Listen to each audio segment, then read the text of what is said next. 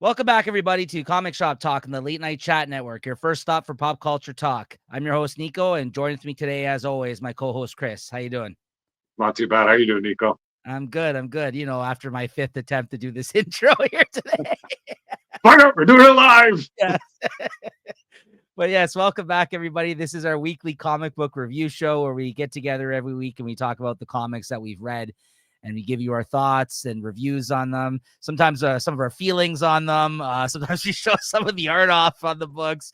And, we talk about comic book news. Stick around because today's Chris is actually going to be showing off a recent comic book haul that he made. It's actually becoming an annual thing. I believe he did this last year, too, with these Black Friday deals, right? Chris scooped up some great covers, I'm sure, that he's going to show off here at the after we talk about the books this week. So stick around. We do talk about other comic book things as well. We'll also be going over some of the comic book solicitations for February 2025 for DC Comics this week. And all kinds of great stuff. Make sure to like and subscribe, hit that thumbs up button, and check back in with us every week as we talk about the new comics. As I just mentioned, subscribe to the channel. And this week we are talking about the new comics that came out for the week of November 27th, 2024. As always, be forewarned, we are going to be talking about what happens in the book. So if you're worried about getting spoiled, you can always read your books and then come back, check out the playlist here. Over 150 episodes of this show, as well as other comic book content, can be found in that playlist. All right, Chris. All right, let's talk comics. Talk some comics. Cheers. Cheers. Got a little seltzer going today. Getting fancy. I got a little seltzer, and then I got like a mixed drink here. Watch out. These are Trailer Park Boys here. I know. He's Julian. All right, guys. First up on the docket here today, we got Justice League Unlimited #1 from Mark Waid and Dan Mora, the team from Batman Superman World's Finest. Yeah, just the cover for me too. Yeah, now on the flagship Justice League title, I guess, from DC. What'd you think of this, Chris? Not impressed. That's all I can say. It was an okay comic. You know, it was nice. That Airwave guy, Flash, is taking him a little tour of the studio, see what's happening. But it's that first fight they bring down too, where they're fighting on those war wheels. I wasn't really too enthralled by that. You know, and they're kind of dropping. I guess at the end they drop some hint that this Airwave kid might be up to something. So, you know, the art's great though. The story's decent, but you know, for the return of the Justice League, once again, you know, these #1s, I'm expecting more of a bang to them. And you know, this didn't start out with a whimper, but it certainly wasn't a big bang. No, I agree with you. I mean, I know you actually had called this a couple of weeks ago. You kind of somewhat anticipated that you thought this was not going to be that exciting of a start, like the fact that it's taken them so long to get back to a Justice League title. I believe you made a comment about that. I was really looking forward to this, but like you said, maybe it's just on us as readers that we expect a big thing right out the gate from these series, where many of them, you know, take sometimes a few issues depending on what's going on for them to find their footing and really, you know, get off in an interesting direction here, or build up an interesting story for us. But yeah, I agree with you. This was just okay. I mean, I like that. I like the whole Watchtower setup and how there's different functions to it and how there's different people working there and different teams. And it definitely looks like it's a different approach to a Justice League book. I would say more similar. I've already said this previously, to something like Jonathan Hickman kind of did with his Avengers run years ago. Like his whole approach was like every member on the team serves a certain function, essentially.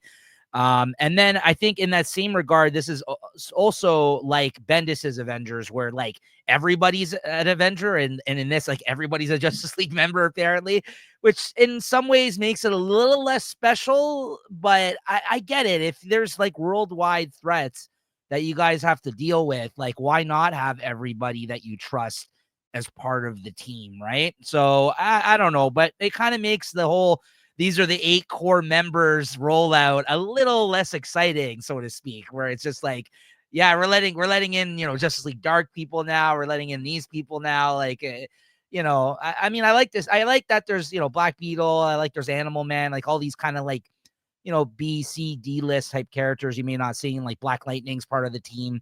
But I guess we'll see how it goes. I think you're right. It was a slow. It was okay. It didn't excite me. I didn't get to the end of this issue, and I'm like, oh, I need the next one. I was like, yeah, Yeah. it was a comic, But Dan Mora looks great as always. No surprise there. So, yeah. What would you give this, Chris? I'll give it a 3.5. Same. Yep, that's exactly what Looking I to was go a thinking. bit lower, but I'll give it the benefit of the doubt. Yeah. All right. Next up, we got West Coast Avengers #1. I got the is it Ji Yun Lee? I think is this artist. I really am liking this artist covers that they've been doing. Yeah, that's a good one. That was on my list there, but I went with the art germ. Yeah, I had to go. Star.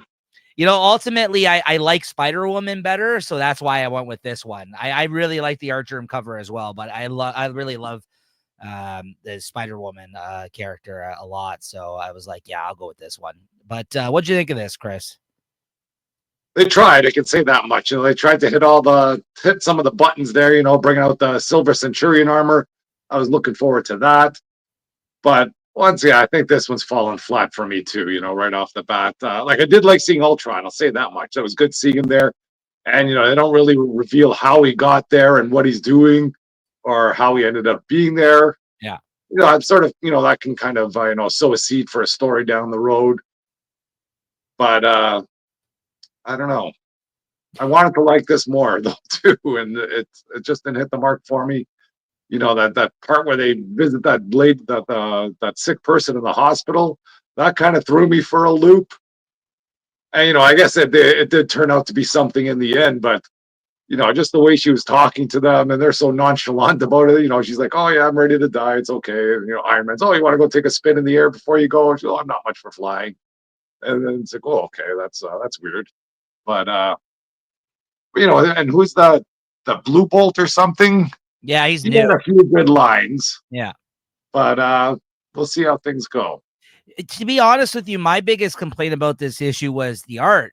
I don't know how I like the Danny Kim interiors, to be honest with you. Now, if I'm not mistaken, wasn't he one of those guys that was part of that panel of artists that we saw with Art Germ? Is he not part of the Art Germ crew? I don't think he's part of the Art Germ crew, no. Okay. From what I remember, that whole crew they're all just Malaysian or like, yeah, all just cover artists too. Like I've never heard of any of those people. I could have sworn that I never heard of Danny interiors. It was something Kim then, that artist that was on that panel then. So I thought I'm not familiar with this artist, Danny Kim. That's what I mean. So like, yeah. I wouldn't be surprised if I found out they were like a cover artist primarily, but or at least I'm not familiar with Danny Kim's work. It was okay, but I wasn't that excited by the art, to be honest with you. Like it's one of those artists where it's like, it looks good in some spots, other spots, not so much. I think this book has a lot of potential, but like you, I was also somewhat underwhelmed by the start of this title. That being said, this is still Duggan writing it, who's been on a bit of a hot streak in terms of the stuff that at least I feel like we've been reading that I've really been enjoying. This is still him writing Iron Man in this book. So I don't know. I think this has potential. Spider-Woman's part of the team. Like you said, you got him in that older armor. Ultron's on the team. So I think this has a lot going for it, but I just don't think they got there with this first issue. I'm going to give it a few more issues, I think, until I really cut it from my list. But it is on the potential chopping block. I agree with you. I want to read a Duggan ongoing. Like I failed to pick up Iron Man in issues. I failed to pick up a last couple of things I feel like he worked on. Well, no, X-Men I picked up. That's a lie. I really like his stuff, right, for the most part. So I'm hoping this works out. Anyways, what'd you give this? Yeah, another thing too, the way they portrayed Firestar. She's pounding back the drinks at the bar with no name there, because I guess she's I'm glad that they still link this to the Krakoa time. Yes. She's still feeling the events of being the double agent. Nobody's trusting her. That was it. But I'm not sure that's a true portrayal of her. She ended up being pretty heroic at the end of that Marcus, whatever Krakoa era. So I think it's an interesting spot to have her in though right now. Like, and then nobody knows about it too. Like Tony, if Tony knew that she was in that spot, I'm sure he'd be more than happy to help out and reach out. But No, that's who called. anyways, Isn't that who called her on the phone? They called her yeah, in. but he's just calling to come by. Hey, why don't you come by, join the team? It's not Oh, like, oh, I know you're, he doesn't know that I know she's. you're struggling with something here. You know. He doesn't know she's in the dumps. You're right. Yeah, absolutely. Yeah. So. Yeah, but anyway, for that issue, I'll give that a 3.5 as well. Same. I'm trying to be generous too. Same. Yeah. Well, I'm not being generous. I did think it was a 3.5, but this and the Justice League Unlimited, though, were kind of like I was expecting a bit more out the gate. But yeah, we'll see where we go with them. All right. Next up, we got Black Canary, best of the best. You're the best around. There you go. Best of the best, #1. I got this cover here. I didn't get the DNA one, which was also nice, but Yeah, he's got the cover. yeah, I think it's Ryan Sook. I think the guy did the interiors who drew this, who's great. But what'd you think of this? Once again, this is another series I really wanted to like. I read the previews and just kind of left a bad taste in my mouth. There was just the whole bunch of buildup, when they're trying to describe Lady Shiva, and then they have what Black Canary kind of, I guess, going back to her mom, and her mom's kind of training her. And, then they have the description of Black Canary, and the fighting is kind of odd. I don't know if this fight is going to translate into a 6-issue series. There better Each, be a whole lot more. 8.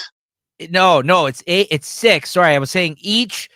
Basically, like we said about Tom King being all about structure, every Yeah, issue is clearly going to be one of these rounds because she's supposed to last the 6 rounds until she goes out, right? yeah. That's what we're going to be treated to here. I guarantee it. Every There issue. better be a whole lot more going in the background of this story, Oh, I'm sure there is, but but it that. better be good. Not her. Whatever. It sounds like her mom is dying from what I see here, so that's not a great fun backstory to read into this. No. And like after reading like Do a Power Bomb or something where it's a fighting comic, or where they have that the kind of battling going on there. This just left me wanting more, and not in a good way. I thought Ryan Sook was fantastic in this issue. This is an artist you don't normally see as much. He doesn't do a lot of interiors. He does, but he'd maybe do a few issues over here on one book and then do a few issues somewhere else. But I just don't feel like we see him that regularly. So the fact that he's going to be drawing this whole mini series with Tom King, I was really excited by that. And he delivered for sure. I think it looked great. I like that her mom's part of this story. It's not often that you get to see her, the legacy Black Canary. I mean, obviously she's mentioned and stuff like that in other series, like the old Justice Societies type stuff and things like that. And so I like that aspect of this stuff too. I like the whole idea that she's fighting Lady Shiva. I like how all of her team was Justice League people. This whole scene when they're watching her on the TV and they're all talking their own crap in the background, and then it cuts to like this. I did like that was a good scene there. You're like Wonder Woman, like all the real like the heavy hitters, let's say, they seem disinterested in what's going on. Yeah. Like I imagine that's Wonder Woman in the gown there. She's just, whatever, eating this, I don't know, or drinking her wine or whatever she's doing. Like Right. Superman's in the background. He's not up front glued to the TV. It's all the and then, kind of the street level people that are, stuck around the TV. And then elongated man, he's like stretching his arm around him to get the appetizers. And then you got the Adams sitting on the table and he's small, right? Like this was a fun scene. That's what I mean. I kind of like the idea this is actually happening within the DC universe. Like, is it silly? Absolutely. Yeah. But I mean, it's kind of like a fun idea that they're going with here. And yeah, like you said, her mother's dying, and the whole reason for her to be this whole 6 rounds thing is for her to get some sort of some sort of treatment. Like she doesn't have any other outlets to access some things like that. I don't know, but anyways. So yeah, I mean, we called this in terms of it's going to be probably overridden. It's probably going to have some sort of a structure to like the way that it goes. This is kind of what Tom King has kind of gotten to be known for. I feel like with some of his comics, like him or hate him. Yeah. So, for me, I'm out personally on this series, like in buying them in issues. I'm going to read the whole thing, but I'll probably just wait for the collection of this. Cause I think that this is one of those stories that's going to read better altogether, honestly, once it's done, because, and I think the artist is absolutely worth it. So yeah, I mean, like I said, I like Tom King. I like him more than I don't, but He doesn't always like that Penguin series that he did that was like supposed to be 6 issues, then it was 12. If they try to do some crap like that for this, I'm out again. Like, you know what I mean? Yeah. Like, we'll see what happens, but I just don't think I'm gonna pick up the issue. I'm gonna probably continue reading it though, me personally. But I'll probably pick up the collection if I like it, because I think as a self-contained story, like the 6 issue kind of idea of everything happening in this, it can read pretty well all in one chunk. So what'd you give this? I'll give it a 3.5. I might stick around with it just for the art alone. There's some sick covers coming up, Yeah. but I'm just hoping for more too. I almost want to give it 3.75 because I really like the Ryan Sook art, but yeah, 3.5 as well, I think. Next up, we got Batman Santa Claus Silent Night Returns #1, which I picked up, but I just didn't get it from my LCS. My cover didn't come in. I got the Dan Mora variant, so that apparently was delayed for whatever reason. So, which is not this cover. I don't know. This is I guess the series artist. Jeff Parker returns the right this one as he did the first one, and this is Lucas Kettner on art, who I'm not familiar with, and I think it's a different artist in the first series. But anyways, what did you think of this, Chris? Well, I think the art was great for this. This was a surprise last year when we read it, and I think this one's keeping the pace. Let's say, I thought it was a good story. Where are they starting out? They're out in the desert there, and whatever this crazy night or ghost night there seems to have the Justice League, at odds there. Damien escapes. You got Zatanna in there. And, I guess they explain that he's one of the lost toys there that were released from the last series, and bringing Santa comes out there. So nothing to complain about this one. I like this issue, and it looks like it's going to be a fun ride. Yeah, this is another weekly event leading up to Christmas, like last year's event. So yeah, we'll be talking about this weekly, and yeah, the art was okay. I think I preferred the last artist that worked on that last series more. So I'm pretty sure it wasn't this artist. Maybe I'm wrong, but I don't think it was. But yeah, I liked it for the most part. I actually, like you said, as well. I think this was fun. And I remember that first series just was like way better than it had any right to be. I like that his approach to this is taking Santa Claus as a serious mythological type of character, where he's got skills, like he tracks people, and like, the Justice League there's lots of people in this one too. It's just Batman and Robin and Santa Claus. You got Zatanna, you got Constantine was earlier in the issue. She's talking to him at some point. You got some members of the Justice League involved in this.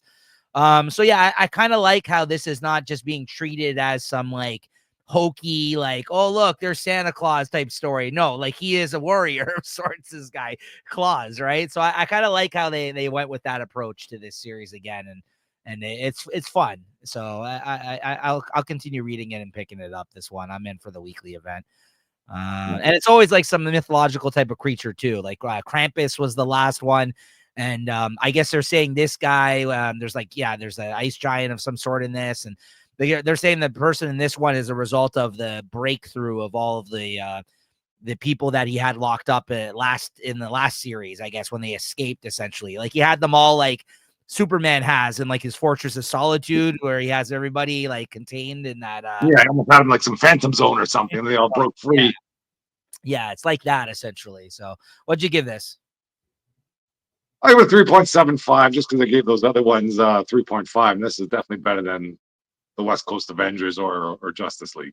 I agree. Yeah. Yeah, for sure. All right.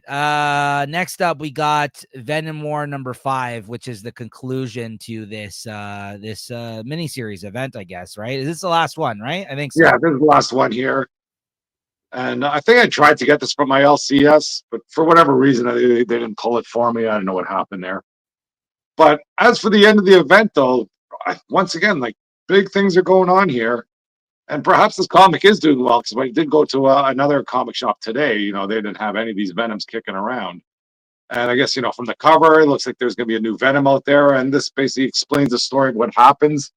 I think in the last issue, Dylan stabbed Eddie Brock with like I don't know, he's got like whatever, that King and Black sword or something. And Meridius decides to join the party here, and he's got the Necro Spear from Carnage. and it looks like it's lights out for everybody. Then Old Man Dylan, in the other series, he's been, trying to get some magical artifacts, and what he ends up getting is some magic bullets. So, Meridius launches that necro spear at Eddie Brock. I think he's going to kill him. Dylan Brock's got his gun there with the bullet. He shoots Eddie with that, and basically that bullet is an anti-carnage bullet or something. So that's where the gold Venom suit comes from, and that sort of throws a wrench in Meridius' plans. So I think by the end of this issue, Meridius is toast. So that's good to see. I think it's a long time coming to see him die. I think the Venom symbiote has left Dylan. Like a lot of the ends have been tied up there now with the old. Like one of the concerns was that if Dylan were to keep the Venom suit, he'd turn into Venom World, or something would turn into Venom World. And now that this has happened, that won't be happening. And so I think near the end, Venom takes off, and you have this Life Foundation. They're trying to shoot him. He runs away. Eddie Brock he goes back to that church there because he thinks he's dying. Yeah. And now Carnage isn't as powerful anymore, because I think if you've been reading any of the Carnage before, he's been sort of up at a god level power tier, absorbing all these powers. But I guess he put all his power into that necro spear. So now he's weakened, and now they're back at the church where first Venom and Eddie Brock sort of bonded. And I guess he's got a deal there for Eddie Brock. He goes, look, you're about to die. I'm not doing so well too. I need an experienced host to, I guess, help him out. He goes, I can help you out. You got to help me out. He goes, I'll even let you take control. So I think this is where I'm seeing the solicitations. They have, Carnage or Eddie Brock Carnage. So that's where that's happening. So everything's sort of all tied up. And I think at the end of this series, what they've done is, I think the King in Black might be dead. Yeah. So they've kind of brought all the symbiotes back down. Like they brought their power levels back down. Eddie Brock was just way too powerful when he was connected to the Hive. And, he was the King in Black. And, he's more of a universal sort of character. Now I think he's going to be more of a local sort of person. And that same goes with Carnage and all those other symbiotes that are out there. There's just still way too many symbiotes out there. Yeah. I was hoping they should have just wiped the field of all of them and left them with, maybe Venom and Carnage, if that. But it was a fun ride for the story. I enjoyed it all the way through more than I liked. I wish I've picked up these Venom War comics, and if I did see them today, I would have picked them up. But it was still good. I give this a 4 for Venom. Or Venom 5. I also read this one. Oh, you don't? Sorry, I thought you didn't read this one. No, it's okay. Yeah, I would probably just give it slightly less than you, 3.75 probably for this one. But I agree with you that it ended on a really interesting note. It was clear the directions where they're going for him and how he's turning into Carnage. And believe it or not, somehow it's actually new ground for Eddie Brock that he's going to become Carnage, which I guess is, that's just shocking to me that hasn't happened before with all this symbiote type stuff that has occurred and all the different versions of them. But like when he really broke it down there at the end, and he mentioned about, the host that he's had and how, the relationship between all of these people here and how things kind of unfolded with Dylan's future self, who keeps reminding me of Cable. It really confuses me every time when I see him there, because that's essentially, he almost looks like Cable too. Yeah, I don't know. Every time I'm like, is that Cable? Every time I read this miniseries. But yeah, I just jumped in for this miniseries. I wasn't an ongoing reader of the series, as you know, but it wasn't bad. It almost got me interested in seeing what's going to happen with this all new Venom with him as Carnage. I mean, I'm not going to, I don't know, maybe I'll check out the first issue digitally. We'll see. The all new Venom is a new Venom and a new host. I think they've teased that it's going to be either Power Man, Rick Jones, I don't know there, Madam Mask. That tracks. Rick Jones has been like he's been put in a bunch of different situations. Yeah, but I haven't seen him, like, it's not like his face has showed up in any of these comics. No, but I mean, that's like their go-to guy. You know how he was Yeah, Cap's you need a sidekick. sidekick, It's and Rick Jones. You need someone to transform into. You transform into Rick Jones. he was the Abomination at one point, or Yeah, he was Captain Marvel. yeah. So that tracks in a sense. Yeah, that actually that makes sense, to be honest, with like classic Marvel. That makes Yeah, sense. So that I wouldn't mind seeing that actually, because that's kind of you definitely would get like a fish out of water moment where it's just like, oh yeah, I guess I'm Venom now. that's it. I think I've been Captain America. I've been everybody. Right? So that's kind of like the everyman kind of character, right? So, Yeah. yeah, this was decent though. Oh, so where is he gonna be? Isn't he in a series though? Is it in the pages of Venom that he's gonna be Carnage then, or like where? No, those are two new series now. I think Venom might be over. And, and there's all new Venom, but then there's gonna be new There's all new Carnage. Venom, and there's Eddie Brock Oh, okay. Carnage, a new series, and I guess the Carnage series is over then. I remember seeing that he was in a series. I just didn't know which one it was. Okay, it makes sense. Yeah. Okay. Yeah, but 3.75, not bad. All right, Chris. Superman number 20. Ooh, here we go. I meant to read this, guys. I actually would like. This looks really good. I hope it is. I hope Chris tells us that it is here, because I forgot to find this issue, but to read this. Oh yeah, this issue is a banger. And Mora again. This is more. I'll take Mora's art with Superman all day, all night. It's great, and the story. This is out of 20 issues. I've been waiting for a Superman comic like this. It starts whatever you have the Doomsday, the evolved Doomsday, the Time Trapper, or whatever he wants to call himself. He's out there talking with Superman and goes, Superman, basically, this is what I want you to do. I need you to kill me one more time, because every time Doomsday dies, he evolves. And he's trying to explain it to Superman. This is a rational Doomsday. He goes, after I think my next evolution, I'm going to become a god after this. So I want you to kill me. Oh. And Superman's like, I don't think I can do that sort of stuff. And then of course, Doomsday is telling him, there's a Doomsday down there right now. You need to kill me to help with that Doomsday there. And of course, Superman's not on board. And then Doomsday reminds him, look, I'm just being rational now, but I can make things go bad. And then that's where he tosses him down.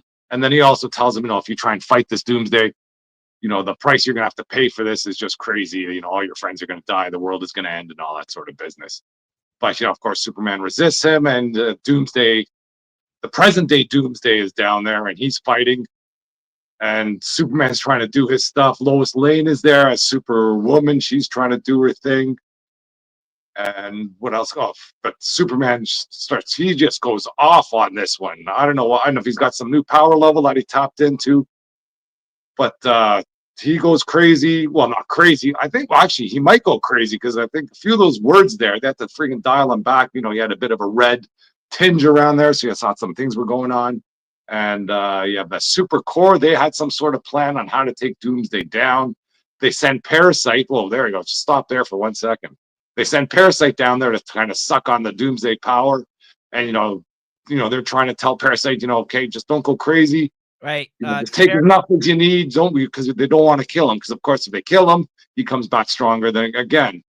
And, when Parasite said, he goes, oh, this is like the greatest thing ever. This is like an endless buffet. He goes, I won't take too much. I won't take too much. But then out of nowhere, Doomsday just comes and tears him apart. I'm like, whoa. Because yeah, that was crazy. That looks crazy. So this Parasite works for the LexCorp people, right? Yeah, I think of a few whatever earlier in the series, he was against them, but they kind of helped him out, and they've been kind of feeding him, so they've been keeping him under check there. That looks awesome. That looks great. Yeah, he just takes him apart there, and I think this is where Superman just goes. He just sees red and just starts pounding the hell out of him.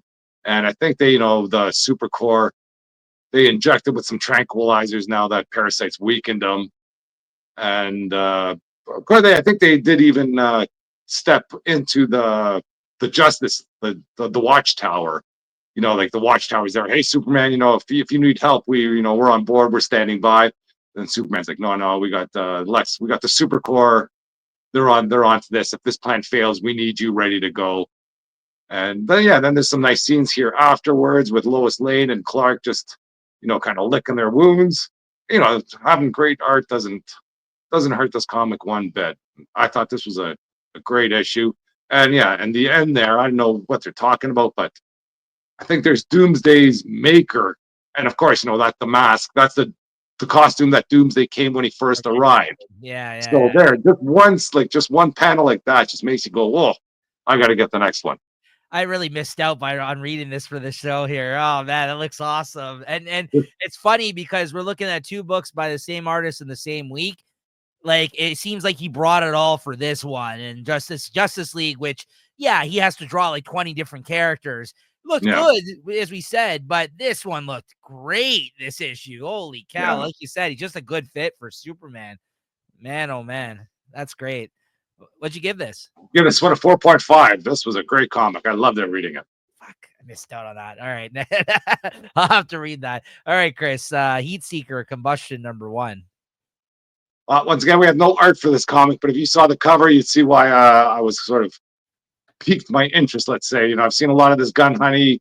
This is part of the Gun Honey series, and they've had just great covers all around. And I think what really got me is in the solicitations this month for Heat Seeker #4, there's a Ivan Tao cover that looks just, I might just have to pick it up because it's great. But for this issue here, it's more of like a thriller sort of comic. It reminds me a lot of what Catwoman would be, without the superpowers. Like it almost reminds me of the issue of Catwoman that came up here, but it's just so much better. It's just a thriller comic, spies. I think the heroine, I don't even know what her name is.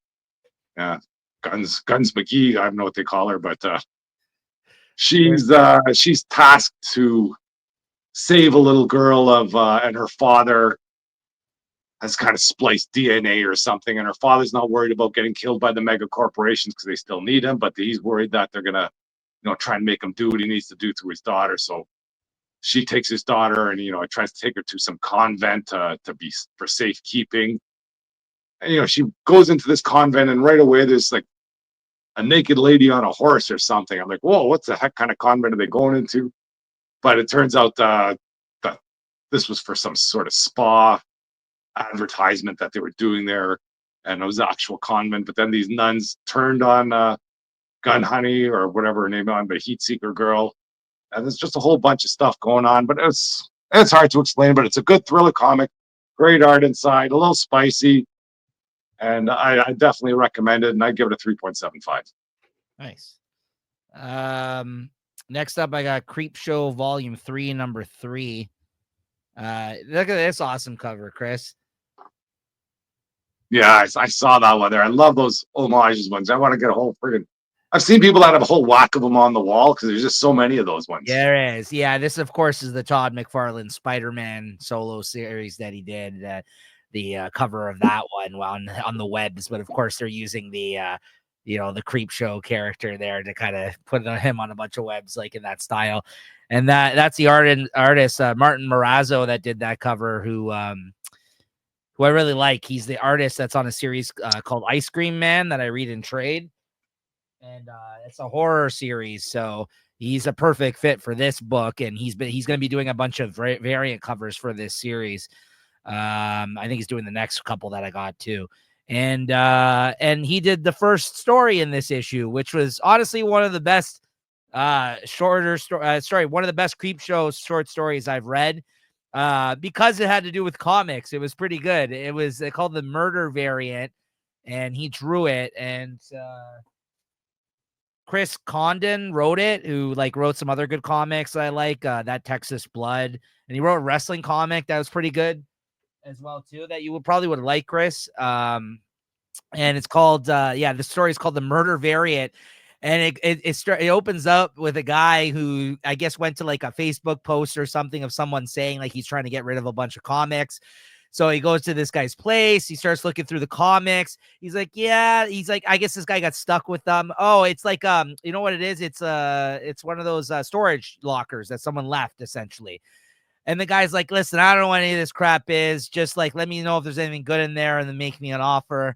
So the guy's flipping through it. He's like, yeah, I don't know. There's a bunch of like, quarter bin books here. There's nothing really that great. All of a sudden he comes across one of the comics and you see his like look on his face. And he's like, yeah, I don't know. I'll take like this whole box. I'll give you like $30 or something. Right. The guy's like, oh, you find something good there? And he's like, oh, no, not really. And he looks through it, and then the guy pauses as he gets to like one of the comics, and he looks at him and he's like, nah, I don't know what any of this crap is. This looks like shit to me. So here, yeah, whatever, $30, let's do it.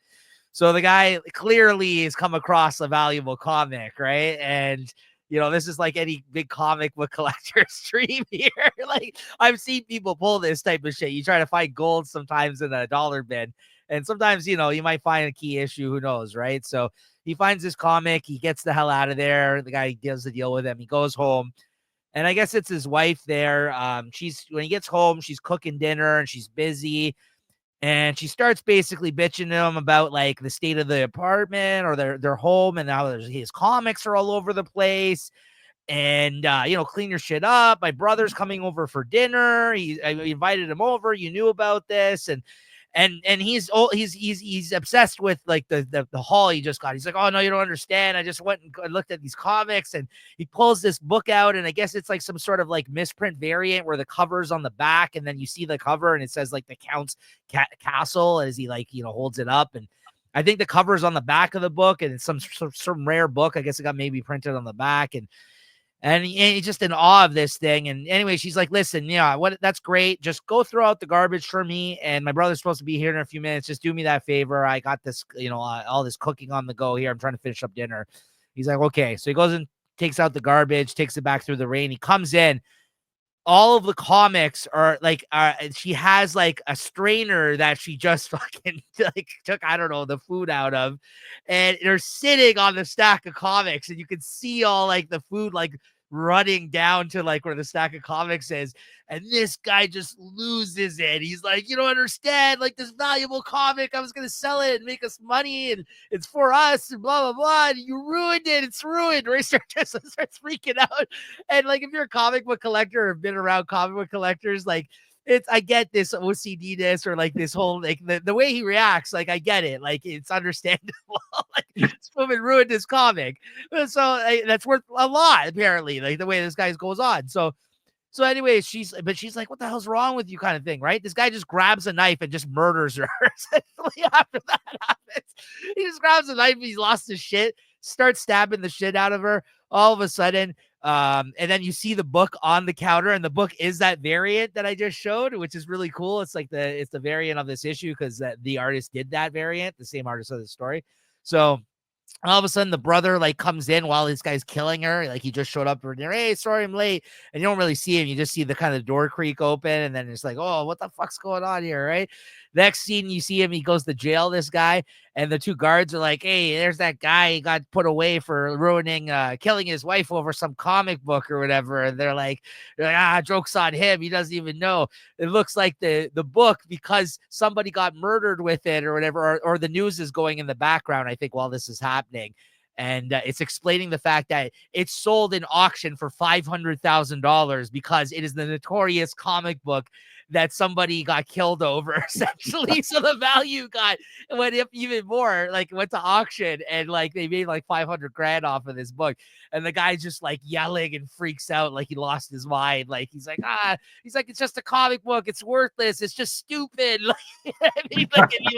So just again, as a comic book reader and enthusiast, I just loved it. I thought it was great. Yeah. Then the next backup story, the second one was okay. This was all right. It was basically about these people that like the type of people that are obsessed with true crime, and they go in and investigate true crime stuff and try to find the killer or find clues to lead them to a killer. Meanwhile, they find out that this guy that killed his wife or whatever, where her body was, she has a spirit that was there. And the reason that the guy killed her, which they were unaware of, was because there was a like malevolent, like demon kind of spirit like attached to her. So the guy kills these people that go searching for it at the end of the issue. And it's kind of just one of those things where it's like a cautionary tale about these people that are obsessed with true crime stuff and how it backfires on them essentially here in the end. So yeah, good issue. I give this a 4 out of 5. I had a lot of fun with it. You know what? No, 4.25. This was that first story very, very fun. If you're, like I said, a comic book fan, and I had a lot of good, fun with that one. So 4.25 out of 5. Next up, I got Detective Comics 1071. You know what? If Batman switching up was Zdarsky and we're getting Hush, the Hush team returning for that one. Actually, there was a preview of that in Justice League, I think. Was it Justice League, or we didn't talk about it?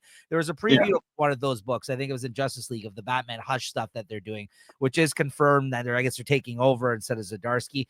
If that's the case and we get Tom Taylor sticking around on this story, there's some interesting stuff going on in this book. I'm really liking this, honestly, each issue in. I'm liking it more and more. So yeah, basically, I just like the fact that he's coming to terms with the fact that he has to look this whole idea in the eyes and say, like, to himself, like, he's getting older, he's getting slower, he's getting, it's not like this is the first time this has ever been done before in Batman, but I just really like his approach to this. So in the last issue, they talked about how while he's investigating this string of murders, that he's getting older, and there's a friend of his that's part of like the more upper class, rich people, elite people, that says they want to do a test drug with him to see like if it helps in terms of like lengthening, making your life longer and making you stronger and more, all this kind of stuff. And he meets with Superman because he's at a crossroads. He doesn't think it's right for him to do this. And Superman has a really good talk with him. It's a great scene.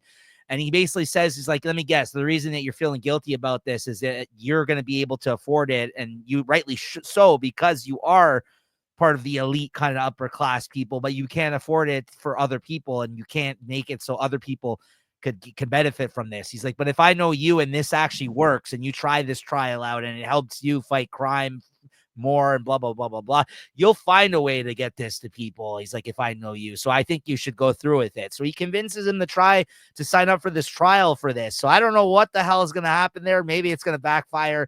But by the end of this issue, it looks like he's going to be juiced up on this new experimental drug thing that's supposed to make him, better essentially, and not be his age, because he's really feeling it. There's a whole scene where Robin and him Damian take out some people in this, and he's like, yeah, a little, years ago, I probably wouldn't have had to thought out this move that I just pulled by taking this guy out, and nowadays, like, I something like this could really. Oh, actually, that's the other thing that happens. He does injure himself in that scene, and he comes into this office when he's trying to get this new drug, and he has to mention the fact that he got injured recently, and yeah, it's really taking a toll on him. So I guess we'll see how this all plays out. But really good, great Mikkel Janin art. Really like the story that's unfolding here. I give this a 4 out of 5 this week. Great stuff. Next up, Universal Monsters Frankenstein number 4. This is the conclusion of this miniseries by Michael Walsh, written and drawn by him. And yeah, this has this famous scene from the Frankenstein movies where he actually sees a little girl down by the lake, and she's got the flower that she gives to him, and the fact that he's a monster, misunderstood monster, doesn't know his own strength, he ends up throwing her into the lake, and she ends up drowning because he's playing with her, and she ends up drowning, and then the townspeople all go after him with their pitchforks and their fire. The classic moment in that film. We got to it in this issue, and it just it ends, I think, a little bit differently with the main character that we've been following in this story, and his relation to this, how his father's parts were used for this version of Frankenstein. This was great, honestly. I really like Michael Walsh. I think he has a really good knack for writing more horror-specific comics that he's been doing for the last few years. His art's great, and he's really grown as a storyteller as well. So I think, I give this another 4 out of 5 this week. Actually, 4.25 this issue. I think this is probably the best issue of the series. So yeah, this is really good stuff. My first successful Universal Monsters miniseries they've done, the one I've loved the most, and I'll probably end up buying the collection of this one because I like Michael Walsh so much. So good stuff. And the last two I've written, the Dracula one by James Tynion was okay. The Creature from the Black Lagoon one, not good. Don't even bother with that one. So that's my ratings on these. This is number 1, the best one so far. And yeah. And then we got Mystique number 2.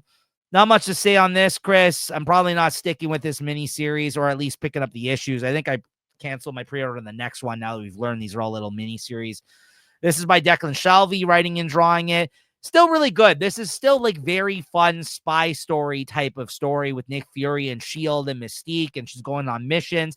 I think this is the right approach and tone for a series of this character, and I actually am really enjoying it. And now Destiny's in the mix as well. Nothing bad to say about this. I just feel like it's one of those things that if I like it, I'm just going to pick up the trade. So I think I'm out on the next issue. I don't need to pick up the physical issues of this. And the covers aren't like, these aren't like the sexy kind of cheesecakey covers that some of the other X-Girls, X-Women miniseries have been offering. So no reason for me to kind of, continue with this one in that regard either. But that being said, this is a really good comic still. I'm really liking this. I think I like the direction that he went with this miniseries, and it makes perfect sense for a Mystique miniseries. A lot of action and intrigue and spy type stuff going on here. So I give this a 3.5 out of 5 this week, and I really enjoy this one. I'm looking forward to reading the rest of it. And then lastly, Ultra Mega number 7. I didn't do the art up for this one. Not much to say on this.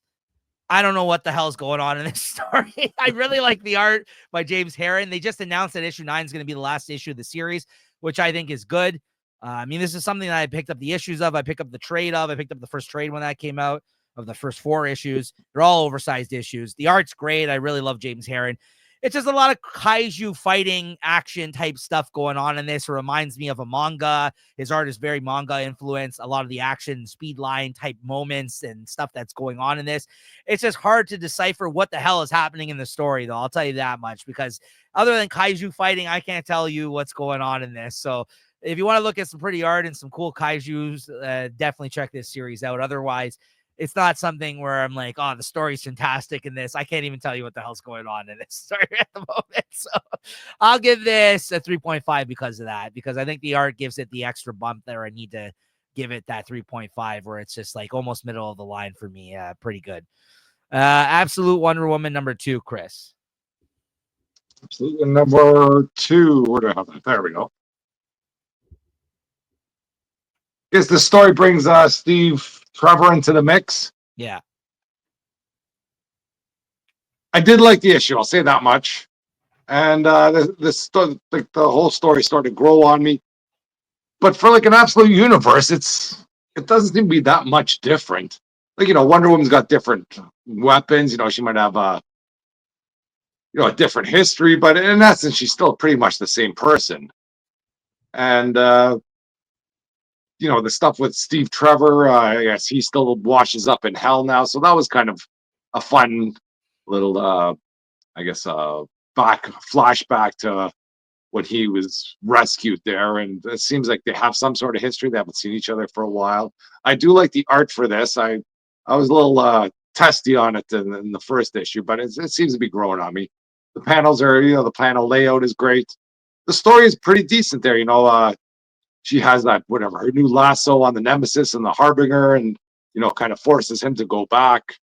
And then, she's dealing with the army there, and she's kind of, she's a no nonsense type of Wonder Woman here. It's like, okay, you don't have to listen to me. If you want to work with me, we'll work with me. If not, I'll go out there and fight. And then the big bad that's coming at the end, that's Tetracide or whatever. Yeah. That's looking pretty sick. So I'm in it, and I'm down for more. Speaking of kaiju fighting, yeah, basically what's going on here. Yeah, and I don't think she's got a kaiju to jump into, so it's just going to be her and her horse. I'm telling you, man, I know you weren't that as sure on that first issue, but this is honestly my favorite out of all the Absolute books now. It really is with this second issue. I really thought this was a solid issue. Like you said, the art has grown on me. I think it works for the book. Not, a style I would normally gravitate towards, but it works. The story that's unfolding 2 issues in, while I don't disagree with you that there's not too many differences other than the fact that she's from hell, it is a good Wonder Woman story that they're telling, though. I'm digging this, man. I don't know why. I think the second issue of Batman, I've liked both issues of this a lot. The second issue of Absolute Batman, I felt like wasn't as good as the first because there's a lot going on in that book. Art wise, I think that is the superior book because it's got Nick Dragata. But yeah, Hayden Sherman on this title is doing a great job too, honestly. And just I like how like you said, like the way she's working with Steve Trevor and the humans and the army in this one, and how she's kind of she's tough, she lived in hell, like, so it's like, I like it. I like the approach to this book. I don't know what it is. I spoke to a lot of people. I think with the first issue of this series, as much as I liked it, it didn't really. I feel like most people I spoke to, that was one of there was their least favorite maybe out of all first three. I think this is my favorite book so far, 2 issues in out of the absolute stuff, honestly. I mean, we'll see where we go with the second issue of Superman, but that was my least favorite out the gate, that Superman series. So yeah, good stuff. This is crazy what she's gonna fight here. At the end, she's like, "Yeah, we gotta clear out the city." She's like, "I thought you just said a few blocks or something like that." She's like, "Nope, not for this one."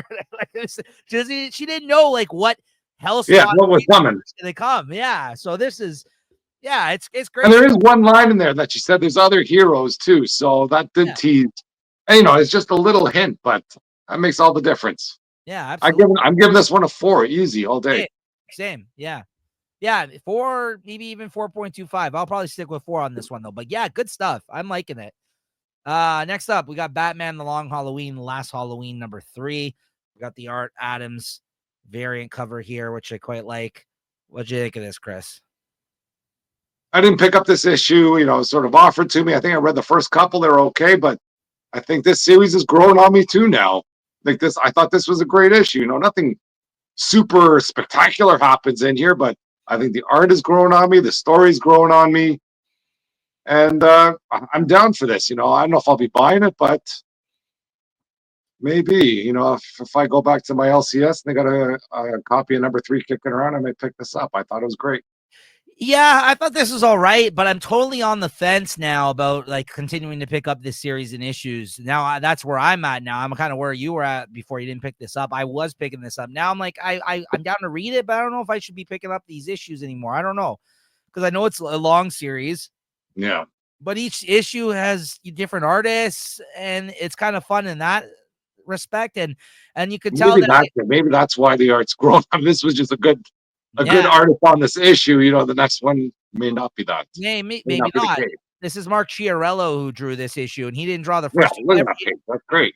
Every issue has been a different artist, but that's kind of what's made it a little fun as well in that respect. So I don't know. I have a decision to make on this one, because I didn't think this issue was terrible, but because of those reasons, I don't know if I want to stick with it issue by issue, or if I just pick up the collection when it comes out. I'm not sure at this point. So that could be an idea. yeah, I think that might be what I do. Because you could tell that he's telling a longer form story here. Obviously, there's pieces still coming into place for it's a mystery of sorts.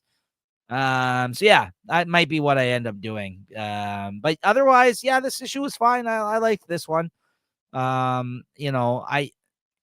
Yeah, you could just tell that there's a lot of story still that to be told here. They're really taking their time with this one, right? So that's the only downside I will say. Whether or not it's going to be satisfactory when we get to the finish line, I guess we'll see. But otherwise, I'm just enjoying the ride so far. So what'd you give this?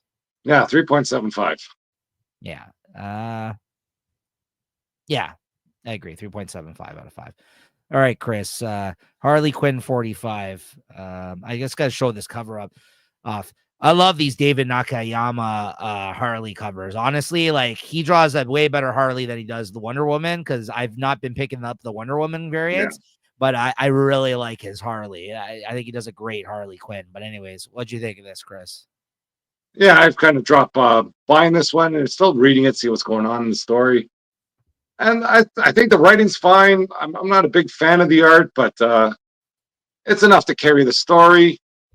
And whatever she's in her old haunts, let's say, what's that? The throat cutter. Now it's been gentrified, and the CEO of the gentrification, they have some sort of odd relationship. They almost got the hots for each other, while Harley is still, in a committed relationship with Ivy, and all this sort of weird stuff's going on. But I think it's all still fun.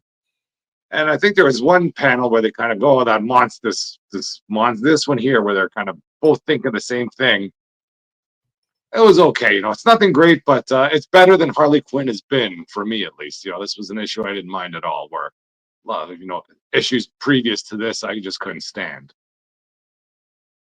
I'm still not very much a fan of this story. I mean, like, what is this hipster ass story about gentrification? Like, I don't know. Like, I mean, like, I get it. Like, and one of the homeless people thinks he's a superhero. I'm just like, I don't know. This is just like, You got to side with the person that's trying to put up the condos there. It'd be like they're trying to fix up Moss Park there. Go get rid of the freaking bum. well, this is what I mean. This like feels like real life stuff that's happening that I don't care for reading in like a Harley Quinn comic. And I did like the fact that it said fart at the end of it. That side, Yeah. like she destroys the condo side or the building or whatever the hell that was, and it says it spells out the words fart or something at the end of it. But like, I'm like, is this where we're at? With like, it would make more sense like if like it was the Amanda Connor, Jimmy Palmiotti Harley Quinn series, because in that series she like actually lived in like Coney Island or Brooklyn, or like she actually had a cast of characters and she was somebody that was living in a neighborhood, a borough of New York. This is like, I feel like we ventured so far away from that identity of this character. And as you and me said on the last episode, or whenever we talked about this book last, I feel like we said the same thing. There's so many aspects of this character now, like, because it's been such a popular character, that's actually a bad thing, because I feel like writers don't know where to go with her anymore at this point. Like, so like, this is like, it's almost like whatever story they want to tell, they think she's so malleable. I'm just going to throw her in this situation. Yeah.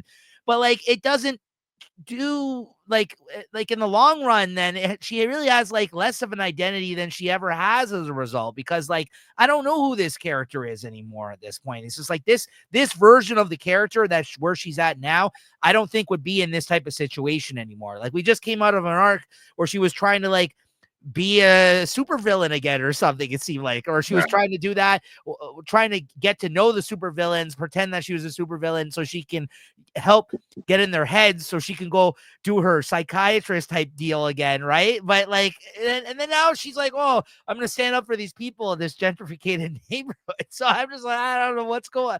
I don't know. It's just I don't know, man. I don't know. They need to do something with this book, this character. They've gone through how many writers and artists on this title so far? I'm just, Yeah, but nobody freaking real. So, yeah. I think you'd enjoy this comic a lot more if you didn't buy it. I do now. I would not be buying it if Christine wasn't buying it. Let's make that clear, right? Listen, I'm just saying it's a comic. It's, whatever. I like the covers. Lately, those David Nakayama covers, I'm like, oh, look, this nice cover. Anyways, what'd you give this? That's 3.5 though. No, not even 3 out of 5. This one, the story is not to my liking. Hyde Street #2. Jeff Johns, Ivan Reyes. What'd you think of this one, Chris? I have no art, actually. I don't have the art for this one. Sorry. Oh yeah, I guess they're building some sort of story there with this this Boy Scout. I think it's a lot of history of that Boy Scout in this issue, if I'm not correct, or if I am correct, and then he's on Hyde Street, and it seems that he's stuck there on Hyde Street, and he's got to capture a whole bunch of souls, and I think he takes out some corrupt cop here or something, if I'm not wrong. And this, for whatever reason, this goes against his higher ups, or whoever's controlling him. So it's kind of a wacky story there, but it's a fun read. It's okay art, and the kid is kind of creepy. I think this issue is pretty interesting. I like that they're kind of trying to make it so. The biggest interesting thing about this one was at the end where they mentioned the fact that every person that comes through and I guess gets trapped on this Hyde Street, that becomes part of this Hyde Street, has to get 10,000 souls in order to like get free of it. Yeah, I think. And this kid doesn't even want to seem to be free of it, though. Yeah. So, yeah, because he seems like he was evil and a shithead from the start, right? And like, I get it. He seemed like he had a troubled childhood, and he obviously has his issues. This kid who was like the scout, but now it seems like they all have to apparently, like that X-ray glasses guy that they introduced in the first issue. Apparently, they all have to kind of like follow what he. Like, they have to all go to him, and I guess, and apparently he's not following the rules. I guess the X-ray glasses guy had already scouted this guy out, essentially, that to kill, essentially. and this guy just kind of came in, this kid, and took over and killed him for his own, I guess, head. Yeah, just for fun. Yeah, so I think he's not following the guy. That's what I mean. I like that 2 issues in, he's already establishing that there's rules to this world, and Yeah, that yeah. There's a structure or something there that yeah, they're trying to figure out. because with the first issue, I thought that it was just going to be like another creep show type of deal where they Yeah, tell different, which it is in a way, but also there's like an yeah. There's something stringing it all together. yes, that's what I think is good about this series is that hook, that the fact that this is just more than horror short stories. It is, but there is at the end of each issue, they've kind of brought it back into like a grander kind of scale, like story going on, like for this whole world, for this whole street, Yeah. right? So I like that part about it. Yeah, so it's good stuff. I'll probably continue reading it. It's been interesting so far. Anything else you wanted to add about it, or No, what would you rate this one? I got 3.75. Same. Yeah. Yeah, same 3.75. Then we got Gromit's number 6 here this week. Gromit's number 6. One more issue to go. What'd you give? Following at the party, there's some stress going on in that last issue, and here we see what happens afterwards. Like, oof, these kids get the snot beat out of them, all of them, it seems, and more and worse is still yet to come. The only thing I didn't really like is, well, not that I didn't like, but when the I guess the football player traps that kid in the closed room, and the kid pulls out the shotgun, and the football player grabs the gun, puts it to his forehead. The kid didn't really seem to didn't look like he was going to back down, and the other guy wasn't going to back down. It would have been nice to see the bully sort of back down before they called for the police call came out, and then all the tension and the drama of that situation just evaporated, and then you get to the hokey stuff with the friend and his other friend in the hospital saying, hey, everything's gonna, we're fine, sorry about not considering your feelings and all that sort of stuff. And then I don't know if that's a sad moment too when the guy goes back to his house and his grandfather's there, and he doesn't even realize that there's a party. He just thinks his wife is, Yeah. kind of let the place go to hell. It's like, oof, that kind of hurts you inside a little bit. Yeah, he has like I guess early onset dementia or something. Yeah, that's like, whoa, that's brutal. Yeah. So I don't know. What do you think of this one? I liked it. I like this series. I actually hope that they do more in this world because there's only one more issue to go on this 7-issue series. But I think they could revisit this, honestly. I just think that there's a need and a place for comics like this with this type of tone that there isn't a lot of in the market. So I think they can easily just come and revisit this even like this next year in 2025 at some point and tell different stories with these kids, these characters just growing up, like more kind of like slice of life type of stuff like this, because I really like this type of stuff. And I even think those cops at the end there too, they you figure the cops, if it's a small town, they probably are on the football team, and those are all the football players. They're going to state, so nobody really wants to touch them. yeah. And, they kind of look at the degenerate bum kids and it's like, yeah, well, you sure your kids didn't start this? Yeah, I like that whole punks versus jocks type of mentality as well, Yeah. right?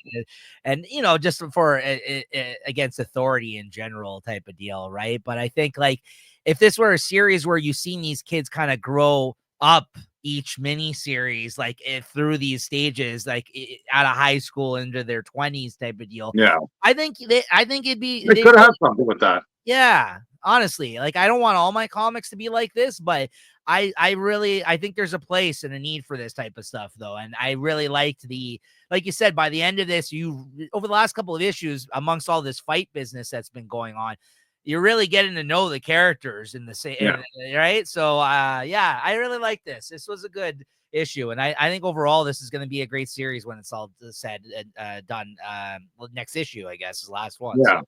Well, the series has a good soul to it, I say. Mm-hmm. Yeah, good stuff. Ratings. What do I give it 3.75.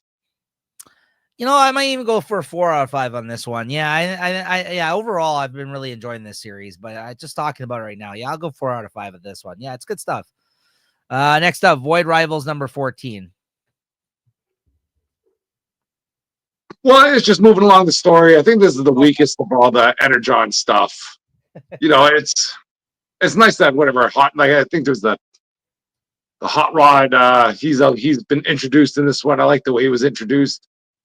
And that Derek, he was a fighter pilot out there with them.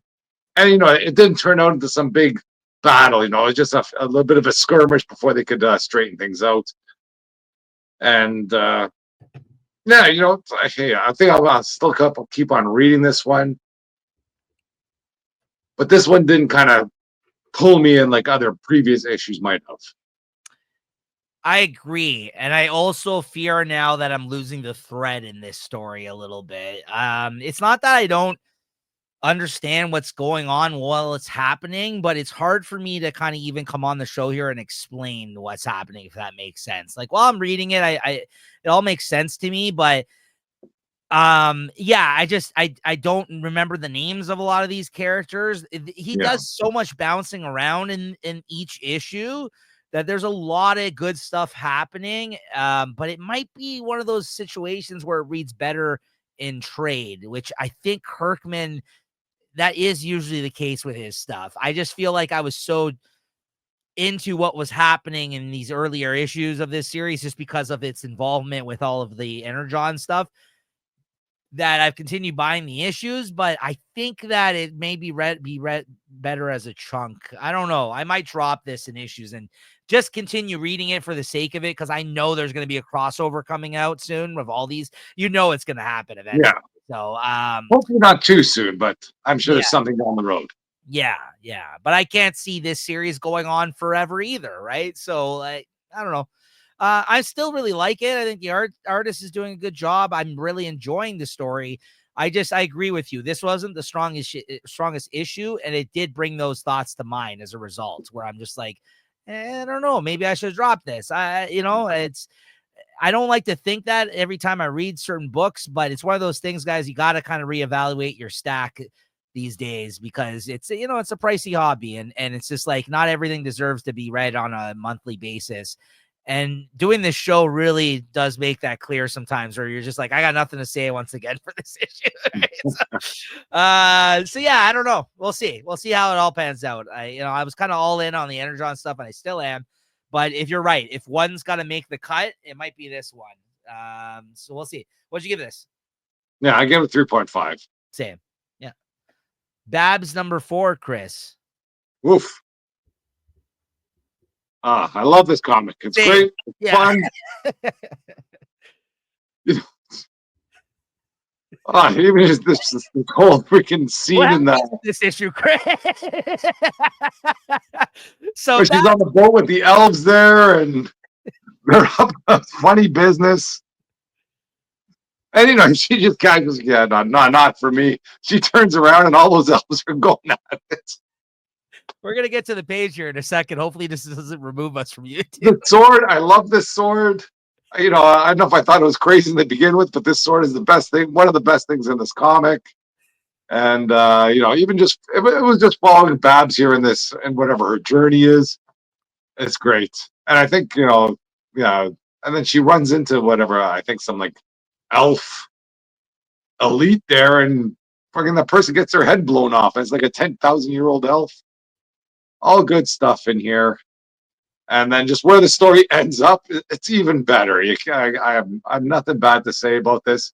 I did see this issue sitting on the shelf when I went to my this other comic shop. I was tempted to buy it, but I got to get all of them if I'm going to get this. Yeah, I think this is going to be a 6-issue series. So, yeah, I'm loving this too. Like you said, every issue just gets better and better. And this is the scene that Chris is referring to.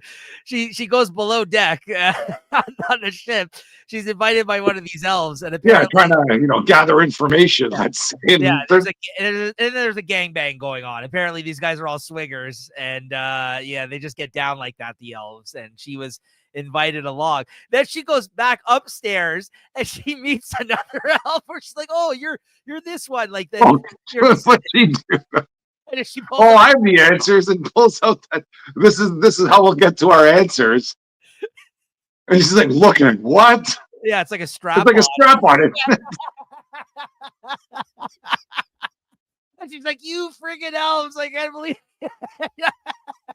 She's like, you guys are all the same. And then all of a sudden that like poisonous bubble thing comes and like Yeah. it's off her head, right? Or she like oh man, it's so funny. The Jason Burrows art is great. This is the same artist that just did the Nick Fury series with Garth Ennis. Yeah. Yeah, I Garth Ennis. And I then don't. wasn't there like the sea bear or something when she's trying to Yeah, the get some structure. information out of some guy? There's so like Yeah, there's so many beats in here that freaking just hit.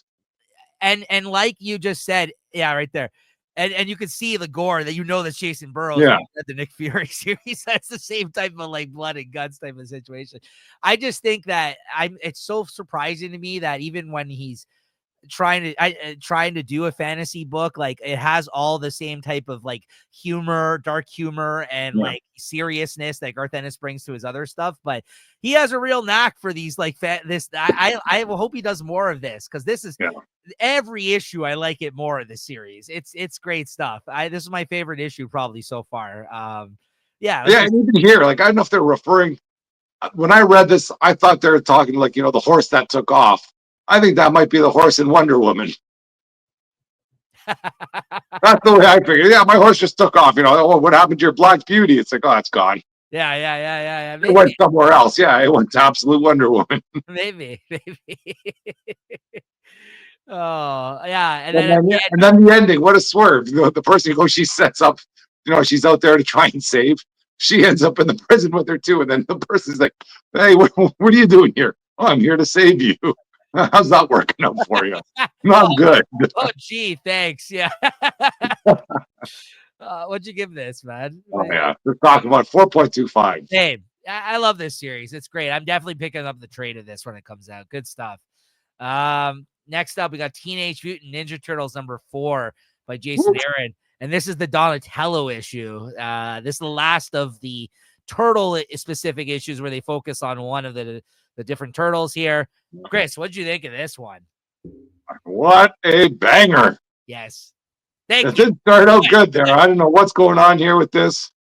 It's kind of just looking creepy, looking crazy. He's kind of nutty. He's following a stupid rat on the ground that he thinks is Splinter.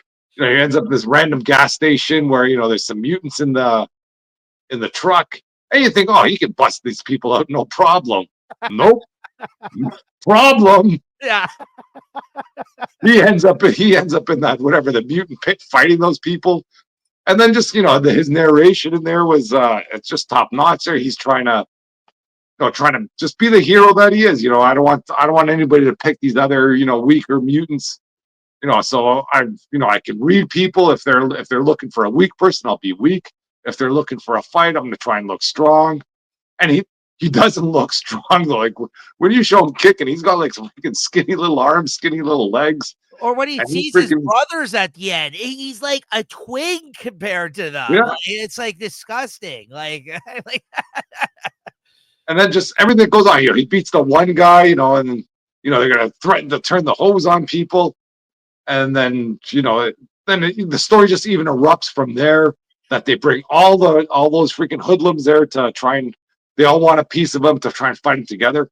He beats them all, and then the Hand shows up, and now he's going to freaking save those people that he just beat up from the Hand. Like there's so many things going on in this issue. Like this one issue could have been a 4-issue miniseries on its own. yes. And I'm glad they didn't do that. Like if this was a Marvel comic, that'd been 6-issue miniseries, like split into 2 parts, and just so much going on in here. And then like you say, you think the other turtles are gonna come in to have to save them, and by the time they break in there, freaking Donatello's over there with his stick, just freaking standing on the pile of people. Hey guys, what's happening?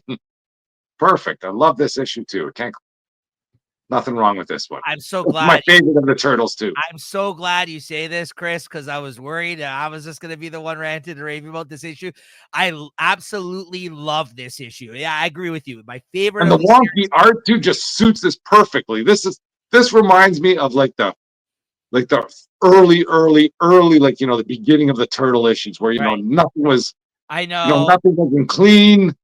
Everything was dirty. Like freaking everything was perfect. So this is coming to the end of how the fact that they've had a different artist for each one of these first few issues. This is Chris Burnham, who's great. I love Chris Burnham. And like you said, it's very detailed and ugly and kind of weird looking art, but it works really well for this world and this issue and specifically, right? So I'm saddened that he's not going to this scene. Like, I'm saddened that he's not going to continue with this book. He's not the fastest artist from what I understand either. Like, but yeah, I agree with you. Just the perfect story and artist matchup for this one. And I love that he's crazy. Like, he's literally crazy at the end. He's like, oh, he's got Splinter on his shoulder. And he's got he's got the ninja star going right through his head. He's like, hey guys, here's Splinter. And like, they're all looking at him. They're like, what the hell is wrong? Yeah, they gotta shut up. But he's been like, yeah, there it is. Yeah, just fucking crazy eyes. Perfect. The tone of this was, even his brothers were like, yeah. Like, his brothers are not of this issue. So a little peek behind the curtain. I was reading this issue when I was on my break at work. Okay, I was in the office there, and I was reading this. I literally like laughed out loud when that moment happened. I just started fucking laughing. I was like, "This is the funniest thing I've seen this week in comics." Like, so good. So good, this issue. Yeah, honestly, Jason Aaron's been on a tear again. Like, this guy's reminding me again of why I liked him as a writer. I remember a few episodes ago, I said how much of a tear he's been on. You're like, I don't know about best writer of the year. I don't know, man. Between this, Namor, like, I'm telling you, he's been doing a good job. I know you've been reading some of those other books, but he's been doing a great job on this Turtle series, man. I can't believe it. It's just, such a weird Ninja Turtles comic. What'd you give this? Yeah, I was gonna give 4.25, but no way. 4.5. Easy. Yeah. And next up, we got Uncanny X-Men number 6. We got this weird Adam Hughes cover where she's like on an angle. I don't know what's going on there. Yeah. I thought I missed out on an Adam Hughes cover angle because his covers have been freaking money the whole time. Even if it was blind, if I saw Adam Hughes on an X-Men cover, I would have bought that blind, and I'm glad I didn't. That's what happened here, by the way. I'm just going to say, I don't know what the deal is there, but there you go. Yeah, and maybe he got to preview the comic before he made the cover. Goes, I can't put a top 10 cover on this comic because it was freaking brutal. I don't like Rogue being the narrator, just trying to read, like, Rogue's whatever accent they give her. It's fine when she's talking, but I can't be reading her mind there with all that stuff. And I know they try and make us feel bad for the mutants there, but I don't know. Just when they go to town, I can see why people don't like the mutants. You go there, they're just shopping in the store. Now this freaking store is destroyed. I might not like you. I don't hate you because you're mutants. I hate because whenever you show up, everything gets freaking trashed. And they kind of pull that swerve with Nightcrawler where he saves the girl. On one page, it looks like that mother's just about to just steal the baby out of Nightcrawler's arms, say, "Get away from me, you crazy person." And then, they turn the page. Oh, he's like, "Oh, I love you. I think you're the best thing," and, tries to save him from the cops. And I don't know, and they have those kids there in the high school.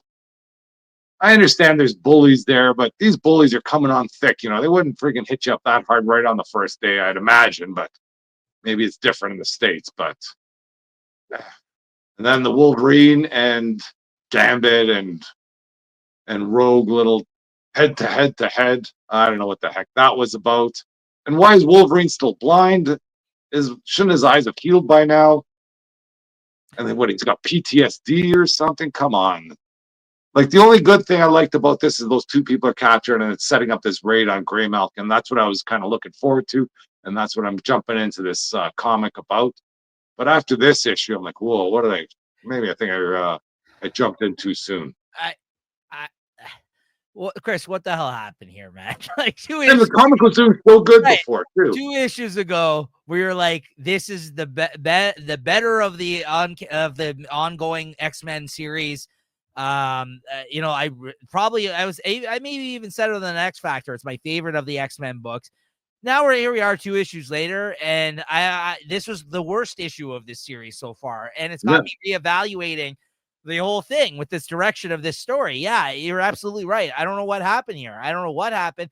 I'll tell you one thing: the artist changed this issue because this was Javier Gueron. I feel like I've seen him on other things before, and I did not care for him on this book. I don't know, like. David Marquez is a great artist, and he did the first arc, and it looked great. And I don't know if it's just because it's such a shift in style, but I was just like, I was hating on the art. I think the story is terrible right now, like direction.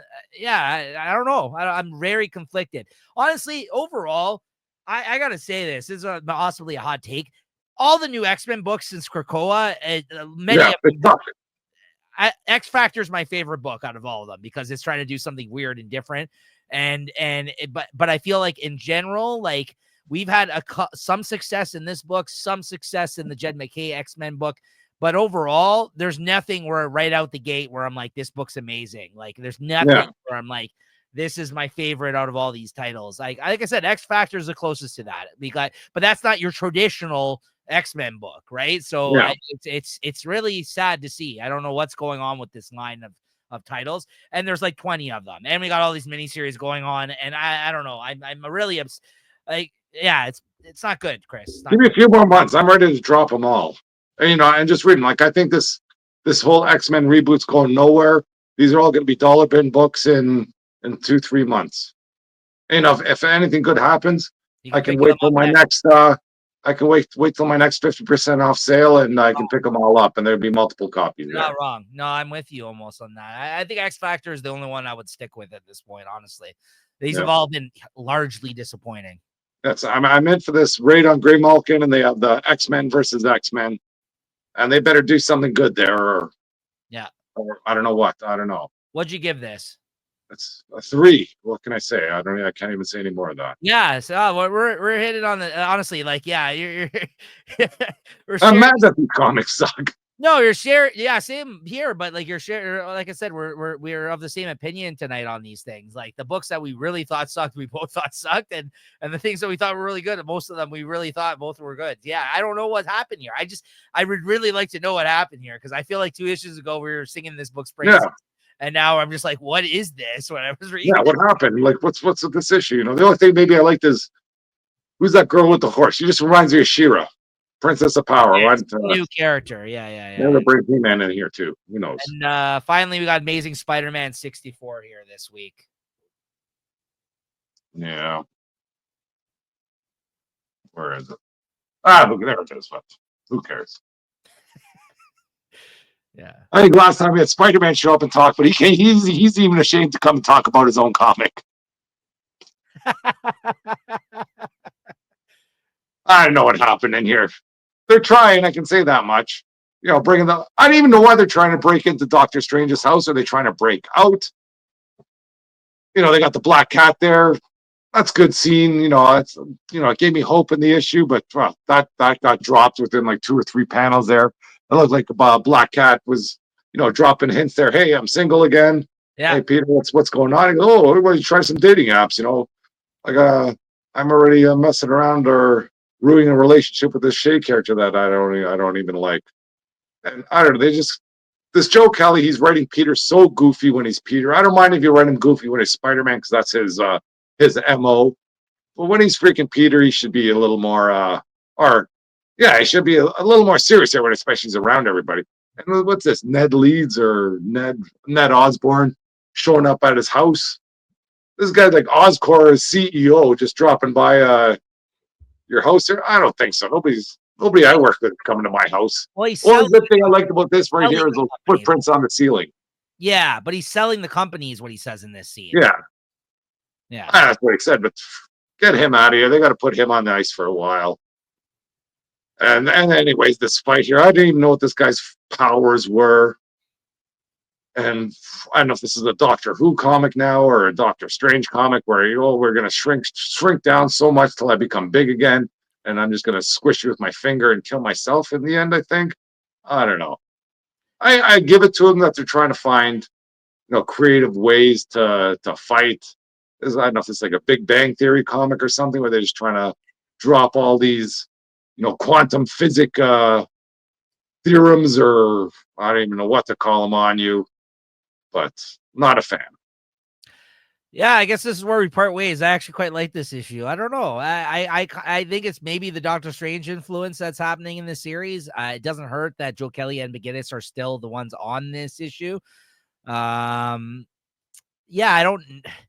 I mean, there's a lot of head scratchy moments going on, including the ending of this issue and the fact that he's not hooking back up with Black Cat. I don't know what the hell's going on there, but otherwise, I thought this was kind of fun at times. I don't know. I'm not saying it's the best thing I read this week or anything, but I wasn't bothered by it. I guess I didn't have as many gripes as sounded like you did on this one. I kind of went with it.